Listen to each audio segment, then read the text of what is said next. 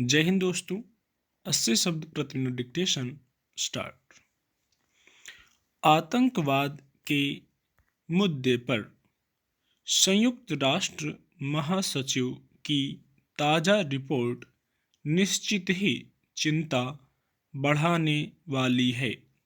इसमें कहा गया है कि अफ़गानिस्तान अब अल-कायदा और इस्लामिक स्टेट जैसे आतंकी संगठनों का नया गढ़ बन गया है। पिछले 6 महीनों में यहाँ आतंकी संगठन ज़्यादा मजबूत हुए हैं।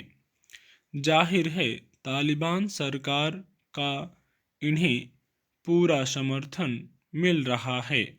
हालांकि इस पर हैरानी इसलिए नहीं है कि पिछले साल अगस्त में तालिबान के सत्ता में आने के बाद से ही दुनिया के तमाम देश यह आशंका जताते रहे हैं कि पाकिस्तान की तरह अब अफ़गानिस्तान भी आतंकी संगठनों का नया ठिकाना न बन जाए।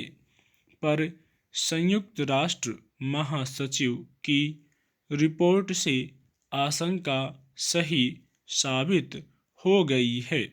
रिपोर्ट में साफ कहा गया है कि आतंकी संगठन अफ़गानिस्तान में आज़ादी का पूरा मज़ा ले रहे हैं। तालिबान ने अब तक कोई ऐसा संकेत भी नहीं दिया है जिससे लगता हो कि वह अपनी जमीन से आतंकवादी गतिविधियां नहीं चलने देगा। यह कहना गलत नहीं होगा कि तालिबान की छवि किसी आतंकी संगठन से कम नहीं है। हालांकि दावा तो यह कट्टर धार्मिक संगठन होने का करता रहा है, लेकिन इसकी गतिविधियां पूरी तरह से आतंकी ही रही हैं। अल-कायदा और आईएस सहित पाकिस्तान और मध्य पूर्व के देशों के आतंकी संगठनों से तालिबान के जो संबंध रहे हैं वे किससे छिपे हैं। इन आतंकी संगठनों की मदद से ही तालिबान अफ़गानिस्तान में सत्ता हासिल कर पाया है। इसलिए आतंकी संगठन अगर तालिबान के राज में ही नहीं फलेंगे फूलेंगे तो कहाँ जाएंगे। रिपोर्ट में कहा गया है कि इस्लामिक स्टेट अब यहाँ खुद को बड़ी ताकत के रूप में स्थापित कर रहा है। जाहिर है अगर इस्लामिक स्टेट यहाँ पैर जमाने में कामयाब हो गया तो यह खतरा दक्षिण एशियाई देशों खास तौर से भारत जैसे देशों को कहीं ज़्यादा होगा।